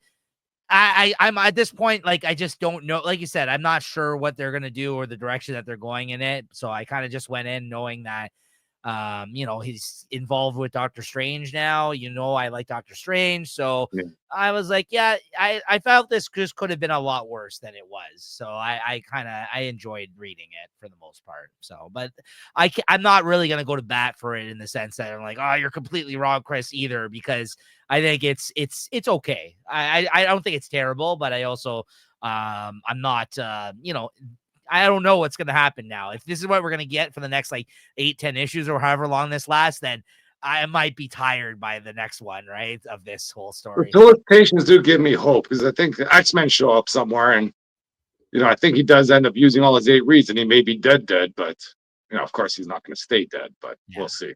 What'd you give this? I gotta get a 3.5. I'll give it 3.75. This one. All right, so that's going to do it for the books we wanted to talk about this week, Chris. Chris, you just took part in a Black Friday haul. Why don't you show off some of the things you picked up here for us? Let's do a Black Friday haul and a mix of things I got going on in my comic shop. I do have one kind of nice thing here. I don't know if you'll be able to see it. This is the Chip Zdarsky, public domain number Hey, 1, and nice. supposedly he popped by my LCS there, Sign some on a comics. Tuesday, like I think unannounced. So I don't know. There's nothing like there's no big hoopla, but there's there. He And does I don't that. know if you can see it on the corner here. I think he signed this He copy. did. Yeah, he'll do that. I've been at an LCS when he's done that. He'll come by and he'll just go ahead and sign some books sometimes. He'd be like, hey, I'm Chip Zdarsky or whatever. And they'd be like, Yeah. Like I don't think anybody would have been in the comic shop. Like there was no sort of announcement there. And yeah, like I talked to the owner, go, hey, I saw you at Chip Zdarsky. He goes, oh yeah, here, you wanna I think I have this issue already, but it's signed by him, though. yeah, Yeah. but he just threw it over to me. And I go, oh, pretty cool. Thank you, man. Nice. I'll take Nice. that all day. And then, I thought it was going to be a slow week because all that with the diamond stuff wasn't coming in. So I did a bit of went through a little quick follow through the dollar bins or their $2 bins. And I did see this. I saw Savage Dragon number 8. Oh, I've been a nice. big fan of that. So Yeah. I'd give that a pickup. Well, actually, I was just looking through the S's because I was looking for some Spider-Man stuff. Didn't find anybody. I did find a Superman Unchained number 1. Oh, yeah. Yeah. This is, Yeah. yeah, Jim Lee and Scott Snyder. So Yeah. I haven't had a chance to look through that, but a Jim Lee comic, can't go wrong with that. I did get some, where's this other one? Yeah, this one here. I don't know what the heck this is about, but the cover got me in there. I don't know if you can see it there. It's a little Oh, yeah. spicy with some dark seed there. I think Oh, it's Superman, that's Michael Superman and Turner. Batman 12. Yeah, it's Michael Turner. I think he did the art on that, if I'm not mistaken. So he used to do a lot of cheesecakey covers himself. So that's Yeah, for sure. can't go wrong with that. R.I.P. Also, I picked up this week, I think Wonder Woman number 1, a foil cover, second copy reprint. This is a That's a deco. nice one. I saw that. That is very nice. Yeah, that's Yeah, I was going to call you and say, hey, if you had this at your store, pick it up, but he didn't. I know, I guess he had one there, so I go, oh, I'll take that. Actually, I did forget to talk about this one this week, Power Girl. Where is it? Because that's another decal cover. That's what kind of got me Oh, interested in that okay. Wonder Woman one. What'd you think of that? Oh, that's a Power nice. Girl, there's some character ejecta in there. You get a lot of her history, and Oh, that's Jeff DeCal. Yes, I know that artist. Yeah. yeah, and in Power Girl, there's that the new hero villain I would like to own ejecta. art from him. He's great. Oh yeah, it gets a lot of good stuff. If I see his stuff around there, but the issue it was decent. A little history of this ejecta person, and supposedly she was being brainwashed by, I think, the AI that brought Power Girl to Earth or something. So we'll see how that turns out. And then now, let's see. Yeah, stuff I got in my the comic shop today. Things is a Nick Bradshaw Hulk #4 Oh, nice. X1 cover. Nice. Surprised I didn't pick this up at the time, but I didn't. Oh, I actually got Hulk 800, but I hadn't had a chance to read it. Or Hulk was this 19 Legacy 800. I hear good things about it though, so I thought I'd pick that up. I got this Catwoman cover that I didn't get from my LCS. Oh, I Very know you like chilly. those. I know you like those. Yeah, the pencil That's ones. it. And yeah, in the half price bin, we had a Zatanna Villalo or Los Lobos, the Villa Superman Lobos. Yeah. 15, Villa Lobos. Nothing wrong with that. And once again, this is a cover I tried to pick up and I didn't get. It's the David Nakayama, the sweater weather variants from last year. Oh, yeah. And kind of just flipping through there. It's an X-Men Black. We got a Scott Campbell, Emma Frost Oh, cover. yeah. Yeah. I had that one before. Yeah. That's a good one. Yep. Oh, and also, I ended up going to the deli close to my place to get some lunch for the week. Of course, they're beside my card shop, and it being Black Friday, All I right. got a So Series 2 box a little one teaser. of these days. $2.49. Can't go wrong with that. All right, guys. So stay tuned. Maybe you'll get a new Kraken packs with the chat. It's Well, been I said, the dark card is still going for over 500. So and Kraken packs has been on hiatus for a while, so hopefully he can pull that sucker. that's it. That'd be great. That'd be awesome. Okay, so stay tuned, everybody. That's really cool, Chris. Yeah, good haul. Nice covers. Get some good stuff there. All right. Stop buying comics. Holy smokes, though, man, alive. I know you're like, oh, it's a light week for me. And then you go out and buy all these. Yeah, if I can go buy freaking 30 comics. Brutal. Oh, no, that's good stuff there, though. Absolutely. I appreciate it. Thanks for sharing. So, all right. So, very quickly, because we went long here today, a lot of comics that we talked about. Let's go over the solicits for DC here, guys. Let me just bring it up on the screen. So, this is the DC solicits for February 2025. And this is comicreleases.com that I'm using for this. And yeah, it's no affiliation with them, but they are a good site that we like using for showing off these solicitations. So check them out. All right. So first up here, Zatanna #1. I want to be stingy on this, but there's a hot cover in there I'm getting. I don't know which one it is. Call it out if you see it. Yeah, there it is. So yeah, definitely getting that cover. I'm also getting this cover, and I don't know if I'm going to continue with the series, but I also spotted that cover, and I was like, yeah, I'll get that one. Same, yeah. So some nice covers though, and this was actually also really nice. Here's the thing: I don't know about like an ongoing series from Jamal Campbell. I love Jamal Campbell's art. He's actually the one that did the Superman little two-parter story with him and Zatanna. And he drew her great. So I think it's gonna look great, but I just don't know Jamal Campbell as a writer. So I don't know how it's gonna read is the problem. But if the first issue is good, we'll see. Maybe I'll stick with it because I only know him as an artist, right? And sometimes they don't translate right over as a good writer necessarily, these great artists. So we'll see. But I guarantee it's going to look good. And you have this cover going for you. Why not? Right. I'll definitely pick the first one. So there you go. Right now it says 1 of 6. Here's the other thing too, Chris. They said it's going to be 1 of 6, but DC has already stated if the series is popular, maybe we'll make it an ongoing. So I don't like that. I don't like that either. Yeah. Like I get like you have to dictate some things based on sales sometimes.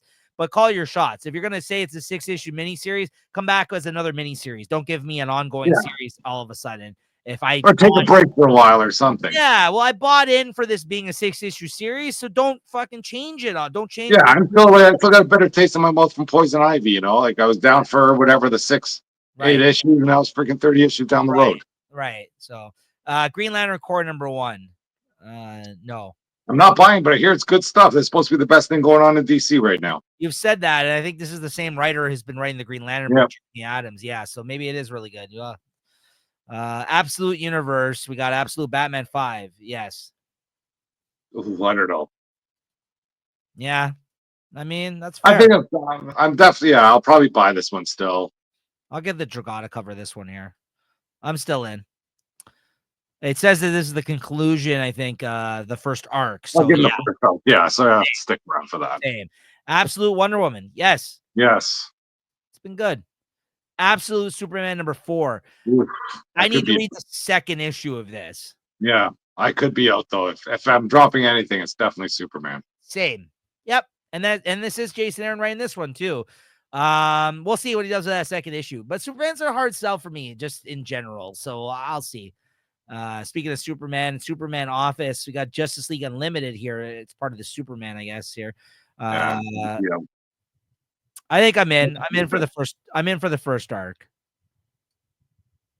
I'll give this one the first arc. I think it's still more on Wade, so I'm in. Superman 23. Looks like the Doomsday story is still going on. Yeah. That's a Dan Panosian cover. He's great. Oh, Dan Panosian, his covers have been freaking hitting it lately. Right? Have you seen that? I know he just came out of nowhere. Like I don't know if he's been around for a long time, but he has. yeah, I haven't seen covers from him for the last 3 years. Look, next time you're over, I'll show you my Wolverine Weapon X. I think you've seen it before on the wall here. It's that's Dan Panosian. I love Dan Panosian. So, but in the covers, you're right. In the covers game, he's been firing on all cylinders lately. Yeah, he does some great variants. There's actually Ninja Turtles variant that he did, but it's for Midtown Comics. Like they had, how some of these big shops, Yeah, the exclusive. Yeah. There's a fantastic cover that he did of April O'Neil for the new Ninja Turtle series, or maybe the last Ninja Turtle series. I'm like, wow, I really want it. I think it was the first issue of the Jason Aaron one, actually. Yeah. I really want this cover if I can ever track it down. It's amazing. And that there's that Doom Captain America cover that he did recently too. That was amazing with him. He's got the blood on the shield. I missed the boat on. Oh man. Action Comics 1083. I'm not picking this up. No. Wonder Woman 18. Yeah, I'm still in for this. Same. Yeah, that's the cover I would. That's a. This one? Yeah. Then we got Justice League, The Atom Project 2. No. New Gods 3. No. Well, I might be reading that digitally, actually, but I'm not going to be picking it up. I think it's a 6-issue mini. Or it actually doesn't say here, so who knows? Probably. Aquaman 2. But just seeing Barda there in that Justice League, I didn't realize how big Barda was. Because I think there's a scene there where you see her standing beside Black Canary, and she's like freaking double her size. Yeah, she's massive. You would see that in Birds of Prey too, though. Have you never noticed? Yeah, but they don't show her like that. When they have her standing with the group, she just looks like a tall girl, but right, they had a freaking super size there. Oh no, she's massive for sure. Aquaman 2, no. Green Lantern 20. Are you reading this now, or what's going on? I don't know. We'll see. Okay, I'll keep an eye out for it. Green Arrow 21, no. Flash 18, no. Black Lightning 4, no. Black Canary, Best of the Best. I'll be reading it. Oh, that's a good cover though. Yeah, there's good covers. Oh, God damn it. Maybe. I really like this cover. Who drew? Who is this? Rachta Lin? I don't know. I like that cover though. That's good. Yeah. Titans 20, no. Challengers of the Unknown number 3, no. I'm reading it, not picking it up. I'll definitely be reading that. Yeah, I like this. This is like the DC's Fantastic Four. GSA 4, yes. I'm picking this up. And I'm getting the Riley Rossmo Sandman cover right here. Absolutely. Yeah, I like his stuff. Question all along the Watchtower. I'm going to still be reading this. First issue was great. Yeah, I'll read it. Yeah. First issue was great. Yeah, good covers. Metamorpho, no. Shazam 20, no. Power Girl, I guess you're still reading it on and off? I'm still reading it. I'll wait for some good covers. Batman. I think I'm going to buy good covers. I'm going to find them freaking a year later. Yeah. Batman Superman World's Finest 20. 30, 36. 36. I'm way off. Yes. Yeah, I'll read it. Probably get this cover here. It's a nice one. And looks like the artist is staying on there, Adrian Gutierrez. Then this is Aquaman and Swamp Thing are in this. Have to prevent a global catastrophe. Yeah, I'm in. Batman 157, Chip Zdarsky's Yeah. last days on the book. Yes. Hope he ends with a bang. Same. Hope he got Jorge Jimenez there too. He has him and Tony Daniel, who's also good. So yes, that's going to be a good looking book. Maybe that Tony Daniel's actually going to be on. Maybe there's a backup story in these ones. Maybe that's what's going on. Yeah. Oh no, actually, it says here the fates of Jim Gordon, the Riddler, and all of Gotham rest in the hands of Dark Knight in a climactic issue so big it takes 2 superstar artists to bring it to life. So there you go. Yeah. Okay. Oh, this is his last. This is his last issue. Okay. Yeah, he's gonna have to put everything back on the table, which he's been Yeah. doing slowly already. Yes. Yeah. Detective 1094. Yes. I'm in on this. Catwoman 73. Speaking of Dan Panosian, here's Frank Cho, who Sorry, I might. Frank. What's that? You said sorry, Frank? Sorry, Frank. Here's the Dan Panosian cover. Meow. Yeah. Yeah, come on. I'm definitely grabbing. I don't even read this series. I'm grabbing this cover. Yeah. That's what I said. Have you seen the Catwoman cover? I didn't know it was in this solicit. So yeah, there you go. Batgirl 4. I'm going to probably continue reading this. I picked up the first issue and an art germ cover, but I liked it. So I'm probably going to keep reading this. I just don't know if it's like a mini series or what's going on here. Birds of Prey 18. I dropped it now. Ooh, that's a nice cover, though. Speaking of Panosian, there we go again. Again? Oh, maybe. See, even if it's just faces, I'm not just going all for cheesecake. No, he's good. Yeah, he's very good. Look at the ninja. Yeah, I might have to pick this cover up, man. I dropped this book too, but that's a great cover. He's been killing it. You're absolutely right. Look at this cover, though. It's a good one too. Yeah. I go with the Panosian, though, for sure. Is that the regular cover? Yeah. Connecting issues 18 and 19. So you got to buy 2 issues to get this cover. Oh. Maybe not then. I don't know. Maybe. Cameras. They're smart. That's a nice one. Harley Quinn 48. Yes. This one. Yes. The David Nakayama. Oh, that's also a really cool one, though. Yep. That's like a Jim Lee style one. That's not him, but he's kind of going for that. Yeah. Poison Ivy 30. No. Wow. 30 issues. That's crazy. Good for I mean, this book, people like this book. A lot of people like it. It's been okay. Nightwing 123. Looks like we got another Panosian up on deck here. Here we go. Yeah. That one's okay. No. Batman and Robin 18. No. Two-Face. No. Batman Dark Patterns 3. No. Actually, there was a Two-Face preview in some of the comics, I think. I think in the Harley Quinn, there was a Two-Face preview. It was. It didn't look too bad, but I'm not going for it. It's okay. Yeah.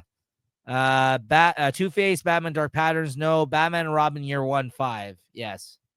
And I'll get this cover here. The Bruno Redondo one, which I like. Like the use of like negative space there.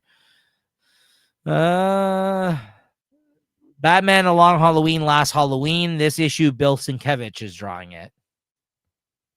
Rob Liefeld cover. Ooh. That doesn't happen. That doesn't happen very often for DC. I might just pick that up just because, honestly. Batman 89 Echoes, no. Jenny Sparks, no. See, look. This was a 6 issue. Now it's 7 of 7. He needed another issue, Tom King, apparently. He's a bastard. Superman, The Last Days of Lex Luthor came out a year ago and just never came out with a second issue. It's been so long, and I made it my favorite of the week that they're reprinting the first issue, and they said 2 and 3 are coming out in March and April, and that they're already done now. So we'll see. But this first issue was very good. I'm going to have to reread it again by the time the next 2 come out. But at this point, I might as well just trade weight this one. But good stuff. Green Lantern Dark 3, no. Milestone Universe, no. DC versus Vampires, World War V, Darkness and Light. This is a one-shot. Yes. Look at that. I'll definitely read it, but I don't know if I'm buying this. It's a one-shot. I'll get it. I've been loving the miniseries right now, so I'll definitely get this variant cover too. DC Horror presents Creature Commandos 5, no. Little Batman month 1, no. Mad Magazine, no. And then we got the Facsimiles, and that's it. That's going to do it for DC Comics solicitations. Stay tuned next week. If there's any Image or other publisher solicits we want to highlight, we'll mention it next week just because we went long today. All right, Chris, what are you looking forward to picking up next week? All right, let me load this stuff up here.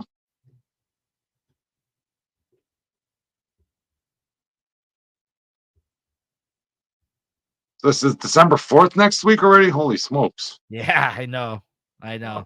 I know. Ultimate 7, X-Men 8, Avengers 21. I think is that with Black Cat already or no? I I think think so. it might be in on this one. Oh, there's getting all those Capcom covers. I think are coming out soon, aren't they? Oh yeah. Yeah. So I'm in for a lot of ones that I may not. I think I'll be reading Wolverine 4. Not sure if I bought it. X-Force 6 I'll read. I don't think I bought it. Let's see. The all new Venom. I think I got the first one. And I think that's about it. I don't know what's this. Oh, Wolverine Deadpool. No, I'll pass. Let's see what's going on with DC. Batman 155. I think Absolute Superman 2. Try and read Poison Ivy. Try and read Birds of Prey. And I'll take a look at Batgirl. You say you like that. I'll try and read JSA 2. Plastic Man No More. Definitely read that. Yeah. Batman and Santa Claus. Read that.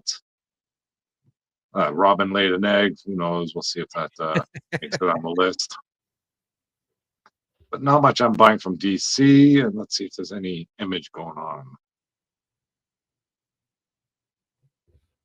on. Not sure if I got the Scorch or not. That just pops in and out. And that might be it. What happened to what's that? Deviant? Shouldn't that be coming out soon?